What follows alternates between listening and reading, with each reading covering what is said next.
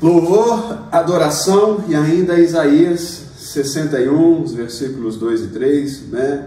O dia da vingança do nosso Deus, para consolar todos os que andam tristes e dar a todos os que choram em Sião uma bela coroa em vez de cinzas, óleo de alegria em vez de pranto e um manto de louvor em vez de espírito deprimido. Deus abençoe essa palavra no nosso coração.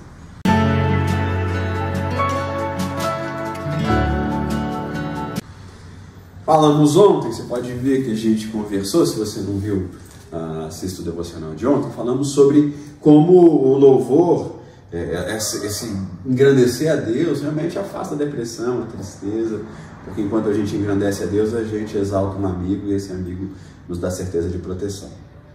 Mas falando sobre isso, estava falando com o Asco agora mesmo, do medo que existe hoje, de que o louvor se tornou um instrumento de manipulação emocional. O louvor pode ser um instrumento de manipulação emocional? Pode, muito fácil. É o que eu falei, a música ela já causa, ela mexe com a emoção do ser humano.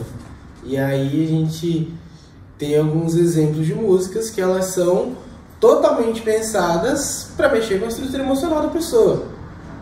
E isso dentro do mercado cristão, dentro do mercado gospel, que o pessoal chama. A gente tem músicas que são feitas para mexer com a emoção da pessoa. Existem projeções de acordes, existem cadências de acordes, existem linhas melódicas comprovadamente científico. Elas vão te dar uma sensação de bem-estar. Então, quando a gente compõe música, quando a gente estuda um pouco de composição, a gente entende que você usa certos tipos de estruturas harmônicas para mexer com certo tipo de emoções. Então, se eu quero uma coisa, eu quero falar da tristeza, eu quero falar de uma coisa mais angustiante, eu uso alguma coisa relacionada a acordes menores.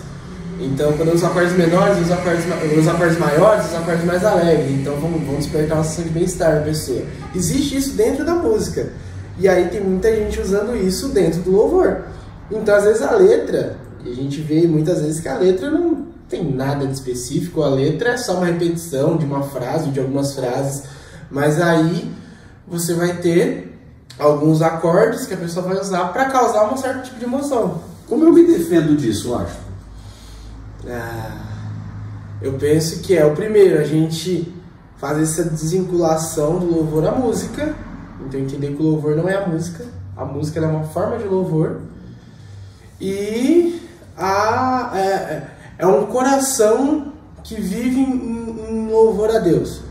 Então, se eu entendo que o louvor ele vai além da música, eu vivo momentos de louvor que vão transcender o ambiente musical, então a música para mim ela é mais uma forma de louvor. Ela não define o que é o meu louvor.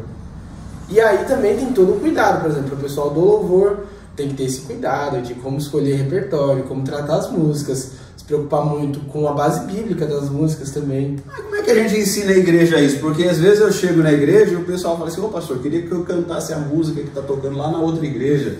Mas aí a gente sabe que a música que está tocando em alguns lugares é uma música que não tem um fundo, que não tem uma sabedoria, que é uma música que muito mais mexe com o emocional do que educa. Como é que a gente faz a igreja entender isso? Não estamos falando mal de nenhuma igreja, tá, meus irmãos? Só estamos falando que queremos viver a vida de santidade, de louvor, da maneira correta. Então a gente quer pensar como. Você acha que tem um caminho de educar a igreja sobre isso? Por exemplo, quando a gente vai falar da igreja, a gente está falando da música específica. Então a música como louvor. Então eu acho que é um processo de educação para a igreja. É um negócio que é muito difícil. Por exemplo, quando eu aula de história eu falo que algumas coisas são ideologias, e ideologias demoram para se desconstruir. A mesma coisa, a gente criou na cabeça que existem certos tipos de música que deveriam tocar na igreja. A gente tem algumas músicas hoje em dia que elas não louvam a Deus. Então, isso aqui que a gente está fazendo é muito importante. É a gente conversar sobre o que é o louvor. E aí é todo esse processo de educação da igreja. Falar: olha, irmão, eu sei que você gosta de tal música, você gosta de ouvir, tudo bem. Mas, louvor é isso aqui, ó. Então a gente prioriza esse tipo de música. A gente prioriza a música que louva os atributos de Deus. Então, é um processo complicado, mas é esse processo de reeducação da igreja. Individual. Individual. Então, viva isso você, meu irmão. Viva isso.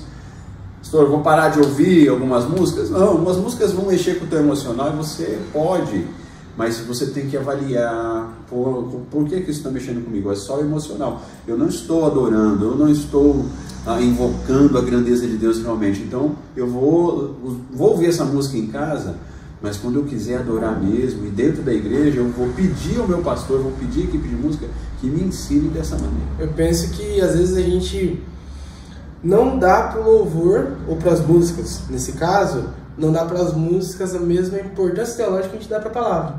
Por exemplo, Paulo vai falar que os irmãos eles vão ouvir a palavra e depois conferir se aquilo está certo, em casa.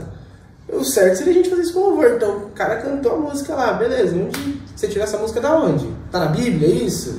Você falou lá que Deus, sei lá, você fala alguma coisa sobre Deus. Tá, você tirou isso da Bíblia? Então, ter esse cuidado teológico, porque é o mesmo cuidado que a gente tem com a palavra, a gente tem que ter com as músicas, porque a música é a palavra cantada, pelo menos ela deve ser a palavra cantada. Então a gente tem que ter esse cuidado teológico também com as nossas músicas. Se tem um erro ali, não vamos cantar não, põe de lado. Pensa nisso.